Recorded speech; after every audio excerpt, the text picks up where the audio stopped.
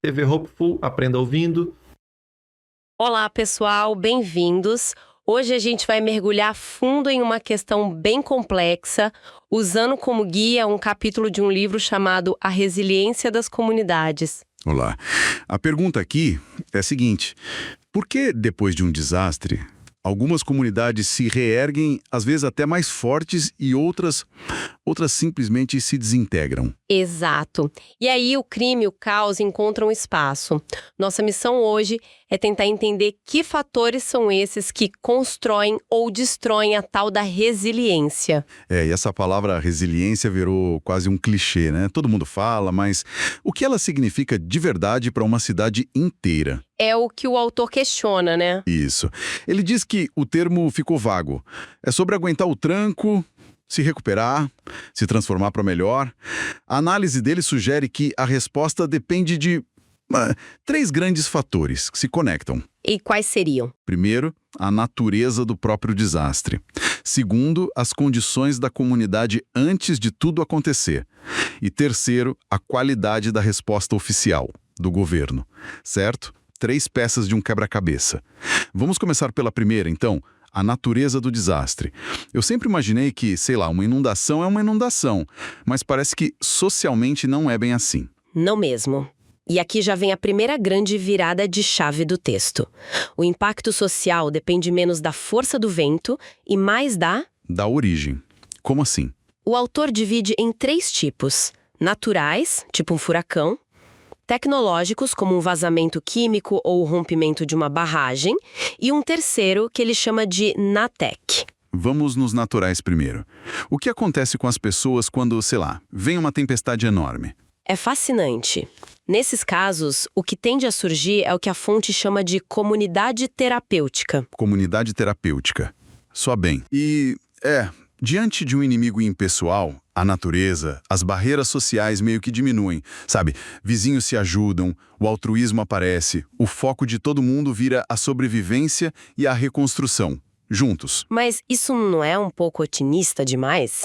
Em meio ao caos, à perda, a gente não tende a pensar primeiro em si? A fonte tem dados que mostram que essa cooperação toda é a regra? Tem sim, e são dados bem sólidos. O autor cita um estudo, por exemplo, que analisou desastres na Flórida. E a descoberta foi impressionante. E qual foi? Depois dos desastres naturais, os crimes violentos e contra a propriedade não só não aumentaram, como em vários casos eles diminuíram. Sério? Diminuíram? Sim. É como se a energia social fosse toda canalizada para ajuda mútua, sabe? A prioridade muda. Nossa, isso é totalmente contraintuitivo. Então, uma mesma inundação pode ter efeitos sociais opostos dependendo se foi uma chuva ou rompimento de uma barragem. Exatamente. E aí que entra o desastre tecnológico. Nesses casos, o que surge é o oposto. Uma comunidade corrosiva. Corrosiva é um termo forte. Porque o efeito é esse. O inimigo não é a natureza, é uma empresa, é o governo.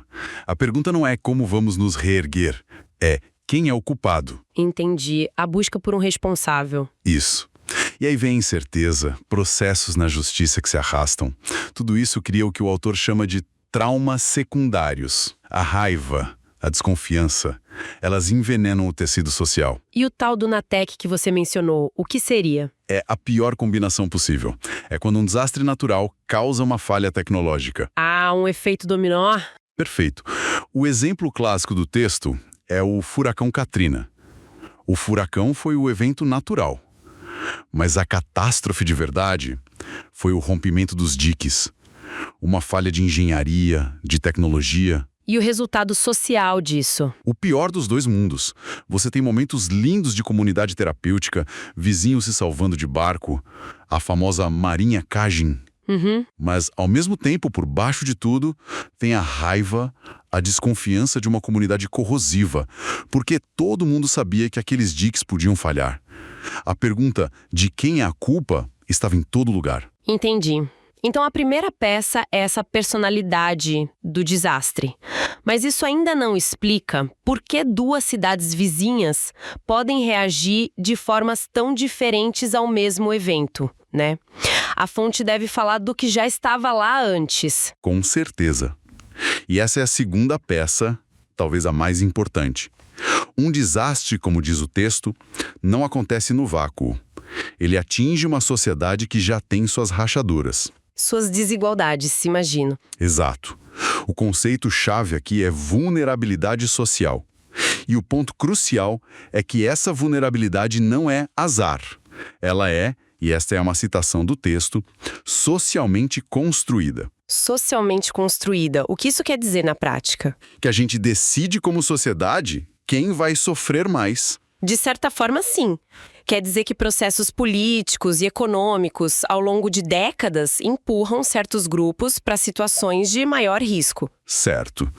E que grupos são esses? O status socioeconômico é o mais óbvio, né? Pessoas com baixa renda tendem a morar em casas mais frágeis, em áreas de risco. Em costas, áreas de inundação, isso. E não tem seguro, não tem uma poupança para recomeçar. Mas não é só isso. A raça e a etnia também são fatores decisivos. De que forma? Por causa de padrões históricos de segregação, as minorias muitas vezes vivem nessas áreas fisicamente mais perigosas. E, além disso, pode existir uma desconfiança histórica nas autoridades. Então, o aviso para evacuar pode não ser levado a sério ou nem chegar direito? Exatamente. O gênero também é um fator crítico. Sério? Como? A análise mostra que as mulheres, muitas vezes como principais cuidadoras da família, enfrentam um dilema terrível. Deixar os filhos ou os pais idosos para trás? Pois é, evacuar sozinha ou ficar com quem não pode sair. E nos abrigos, infelizmente, elas ainda enfrentam um risco maior de violência. Nossa, é uma sobreposição de riscos? É.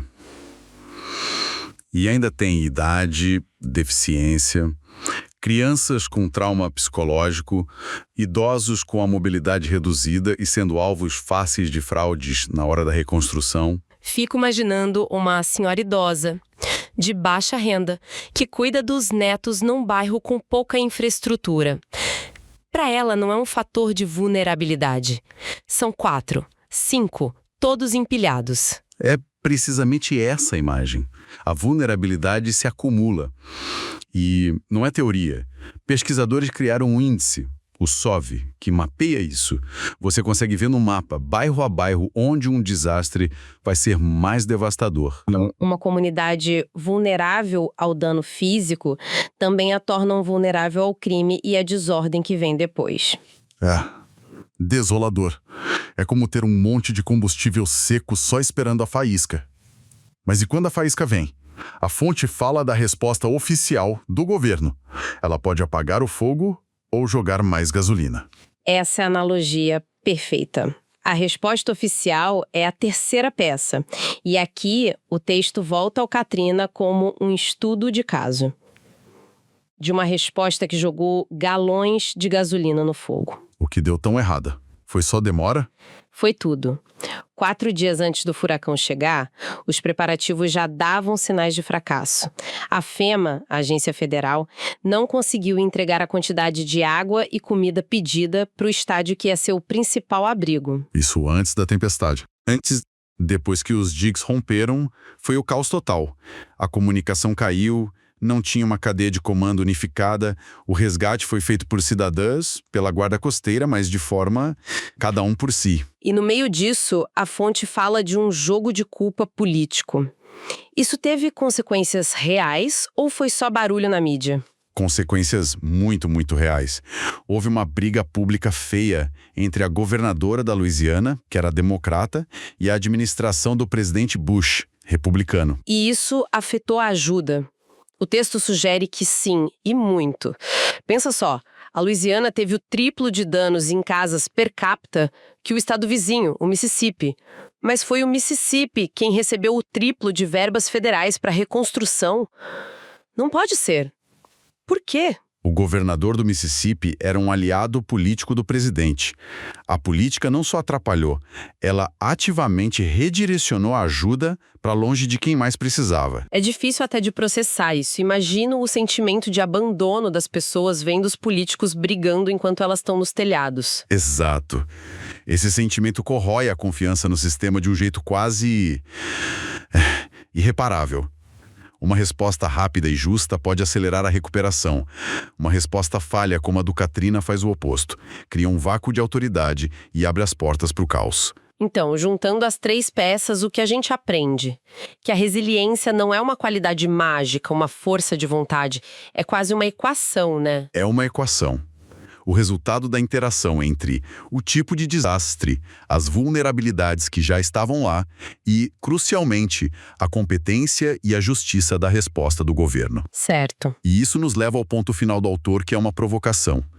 Ele alerta que nos últimos anos a ideia de resiliência tem sido usada de um jeito perigoso. Ela foi meio que cooptada por um discurso que quer transferir a responsabilidade do Estado de volta para os cidadãos. A mensagem vira: sejam mais resilientes, se virem sozinhos. Peraí, mas isso ignora tudo que a gente acabou de discutir. Ignora que as vulnerabilidades foram construídas e que a resposta do Estado é decisiva. Exatamente. É como dizer para alguém que mora numa casa de palha para ser resiliente ao lobo mau. É culpar a vítima. Nossa, é uma inversão completa. Total. E o autor fecha com uma citação muito poderosa da pesquisadora Kathleen Tierney.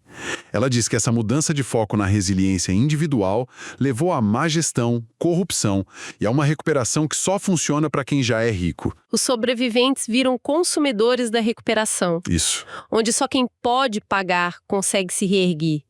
E a frase final dela é um soco no estômago. Ela diz: Katrina nos ofereceu uma visão do futuro e não é uma visão resiliente. O debate sobre este episódio foi gerado pelo Google Notebook LM e passou por revisão humana.